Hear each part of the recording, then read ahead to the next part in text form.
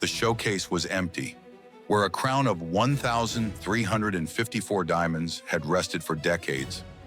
Only shattered glass remained, along with the echo of an alarm that no one answered in time. It wasn't a movie heist. There were no elite hackers, no red lasers cutting through the darkness. It was four men, orange vests, a construction platform, and a password. The password was Louvre. In less than 8 minutes, the world's most visited museum lost jewels that had survived revolutions, wars, and entire empires. Pieces that adorned empresses, that sealed alliances between nations, that carried the physical memory of France in their carats. And on that Sunday morning, while tourists photographed the Mona Lisa just a few meters away, everything vanished.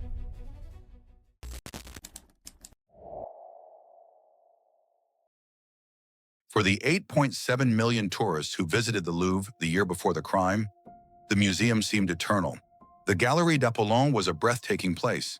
Gilded ceilings 40 meters high, the equivalent of a 14-story building. Crowns under tempered glass. Diamonds that had already felt the weight of imperial heads. Necklaces built to seal alliances between empires that no longer exist. Nothing there seemed perishable, but beneath the gold and the crystals, something had been rotting for years, in silence. Security cameras covered only 39% of the rooms. Systems ran on Windows XP, software abandoned by Microsoft itself more than a decade ago. The central control room did not have enough monitors to display all cameras at the same time. And the surveillance system password, it was literally the word Louvre. For more than 10 years, the French National Cybersecurity Agency sent formal alerts. Auditors documented every failure with clinical precision. A 2019 report commissioned by the jeweler Van Cleef in Arpels identified exactly the most vulnerable point of the entire complex. The external balcony of the south wing, facing the Seine River, accessible by any common mechanical lifting platform. The report was archived. Between 2018 and 2024, the Louvre spent $123 million on art acquisitions. It allocated $3.5 million for security.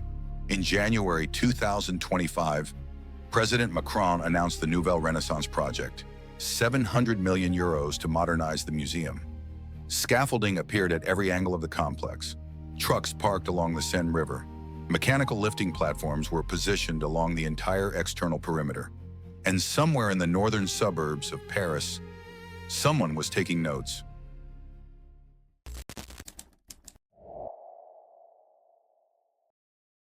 His name on social media was Doudou Crospetum.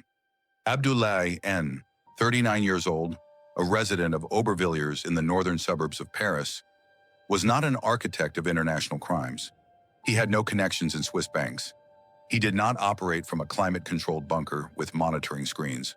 What he had was something much more dangerous: time, attention, and knowledge that the Louvre administration never imagined could be exploited. Abdoulaye had worked as a security guard at the Centre Pompidou. He knew the psychology of museum surveillance. He knew how guards think, how cameras are positioned, how alarms are triggered, and, more importantly, how long it actually takes for someone to respond to them. And he knew above all how the human eye tends to ignore that which seems to naturally belong to the scenery. Along with him, 3 other men from Seine-Saint-Denis: Ayed G., a 34-year-old Algerian citizen, Slimane K., already convicted alongside Abdoulaye for a jewelry store robbery in 2014, and a 4th member, whose function was purely logistical: the driver, the silence, the exit route. 4 men. No jamming devices, no hackers, no high-end technology, only patient observation. The Nouvelle Renaissance project had transformed the Louvre's outer perimeter into a permanent construction site. Scaffolding covered entire facades. Trucks entered and exited through Quai François Mitterrand without strict identification control. Mechanical lift platforms of the type used for residential moves throughout Paris were positioned along the south wing. Workers in high-visibility vests circulated in all shifts without raising any suspicion. The construction had inadvertently created a new normalcy around the museum, and the group studied this normalcy for weeks. Reconnaissance visits disguised as tourism, observation of the external guards' schedules, mapping of camera angles, identification of the exact moment when the institutional routine was most porous. The 2019 report, prepared by Van Cleef and Arpels, had described the South Wing balcony as a critical vulnerability, a precise technical document that explained step by step how an external agent could reach the first floor of the museum using mechanical equipment available at any rental shop in Paris. This report had circulated through the Louvre's internal departments, and the robbers arrived exactly via the route described in it. The choice of the day was no accident. Sunday morning, opening at 9:30. The flow of visitors is still organizing in the external lines. The guards transition between the end of the night shift and the start of the day shift. The control room receives the initial briefing of the day, the moment of greatest dispersion of attention in any shift. It is the most porous time of the week in any large public institution.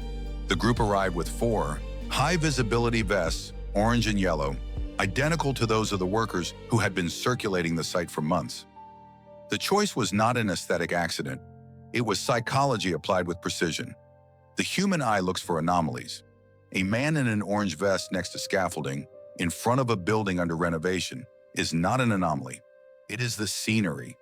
They parked a truck equipped with a monte-charge, a domestic and commercial lift platform, along the Seine River walkway. The vehicle weighed approximately the equivalent of 2 adult white rhinos. It parked there without any external camera, any security guard, or any pedestrian finding it pertinent to question. The platform began to rise. Inside, the museum operated with the comforting illusion of control. The only camera covering the south facade was pointed in the wrong direction at the time of the robbery.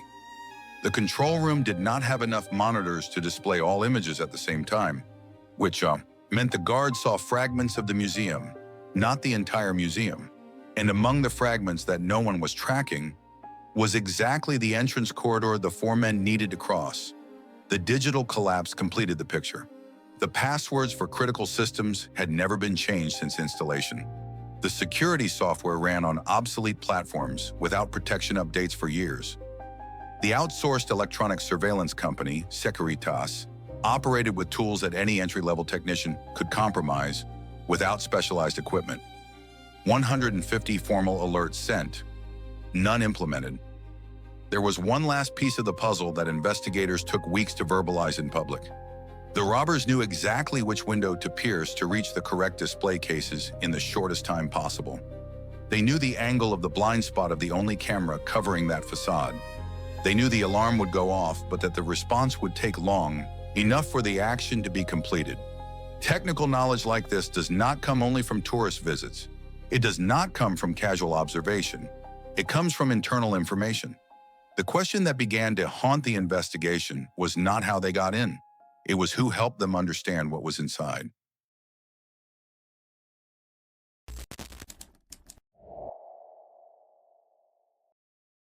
It was 9:30 on a Sunday morning in October.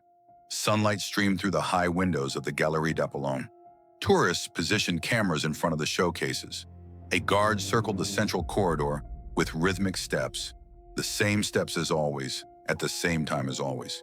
And outside, the lifting platform had reached the level of the first floor.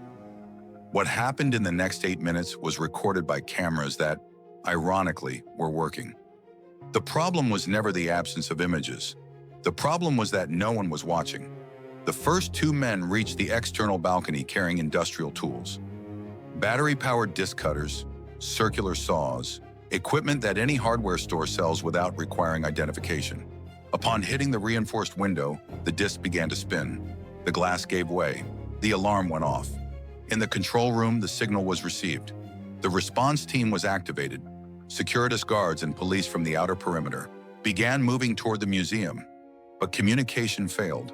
The control room did not specify the exact location of the alarm within the Louvre's vast complex, a building whose internal area is equivalent to more than 11 football fields.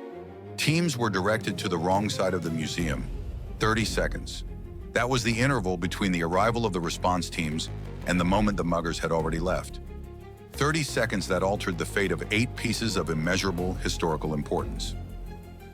Inside the Galerie d'Apollon, the action lasted approximately 4 minutes. Security footage later released shows two muggers, circular saws against tempered glass, physical blows against the showcase frames, industrial noise tearing through the silence of one of the most solemn environments in French history. Museum staff present in the room followed protocol. Priority to human life. Evacuation of visitors began immediately. A single guard was recorded by cameras in an attempted intervention, holding a signpost, one of those velvet stanchions used to organize lines, and advancing hesitantly toward the invaders. He retreated before the saws. No one can blame him. The showcases that gave way that morning housed centuries compressed into metal and stone. The Beau brooch, the Grand Nœud, with 2,438 diamonds, originally part of a 4,000 stone belt commissioned by Empress Eugénie. Marie-Louise's emerald necklace, a gift from Napoleon to his second wife, with a central emerald of 13.75 carats, a stone of a green so deep that specialists describe it as impossible to reproduce. The sapphire tiara with unheated Ceylon stones, a gemological specificity that the modern market rarely manages to match. Each piece was removed in seconds. The crown of Empress Eugénie, 1,354 diamonds, and 56 emeralds weighing the equivalent of a large pineapple, was ripped from the showcase and tossed into a bag, and the group ran out. The escape was the most brutal part of the 8 minutes. During the run back to the platform, the Empress Eugénie crown fell on the outer sidewalk. Then, in a movement that investigators reconstructed through the images, one of the muggers tried to pull it through a glass opening whose diameter was smaller than the crown itself. The crown suffered severe structural damage. It was the only object recovered. Two accomplices waited on the street with high-powered motorcycles, Yamaha T-Max models designed for Parisian traffic. Fast, maneuverable, capable of disappearing in seconds at any city intersection. Before leaving, they tried to set fire to the truck platform to destroy forensic evidence. The fire was contained before spreading. The bikes were not contained. The investigation revealed that the muggers transferred the items from the motorcycles to a secondary vehicle in a nearby underground parking lot, a location identified by security cameras outside the museum. The jewels were then moved again, at some point in the following hours, to a destination that investigators were never able to track with certainty. 100 agents mobilized, 150 forensic samples analyzed, Interpol's database activated to monitor the global art market. But the trail of the jewels evaporated along with the smoke from the truck. The Regent diamond, valued at $60 million, was not touched. The Sancy diamond, one of the most famous stones in the world, remained intact in its showcase. The muggers didn't go hunting for just any sparkle. They went after specific pieces in specific showcases via specific routes. And that specificity was the detail that wouldn't leave the mind of prosecutor Laure Becquois, who took over the investigation right after the crime. Who knew what was in those exact showcases? Who knew the fastest way to them? And who, besides four men with circular saws, was waiting for what they would bring out?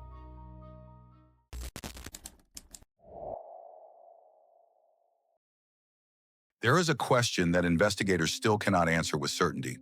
Four men from the northern suburbs of Paris, with a history of local jewelry store robberies, executed one of the most calculated crimes in French history in 8 minutes. They knew the exact entry route.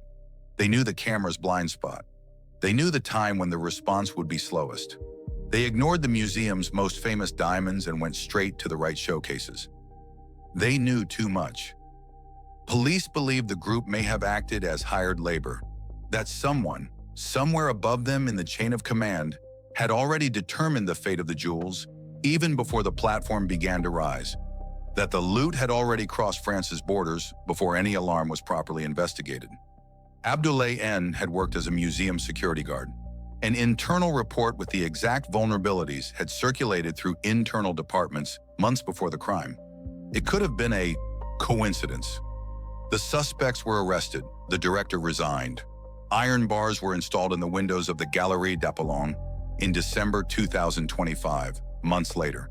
The new director took over with the mission of restoring public trust. But Marie-Louise's emerald necklace, gone. The Ceylon sapphire tiara, with its unheated and irreplaceable stones. Gone. The reliquary brooch with the personal diamonds of Louis XIV, the Mazarins 17 and 18, which survived monarchies, revolutions, and world wars. Gone. Art crime specialists repeat the same grim sentence. Jewels like these are unsaleable in their original state. What that means, no one needs to say out loud. It means furnaces. It means recutting. It means that every identifiable stone is being transformed into something unrecognizable, somewhere in the world at this very moment. History survived Napoleon. It survived the Nazi occupation. It did not survive the password. Louvre. And the most disturbing thing is not what was stolen. It is the silence of whoever may have opened the door. While the court still tries to understand who was actually in command that Sunday morning, that person, if they exist, waits in silence. Without jewels, without a trace, without haste.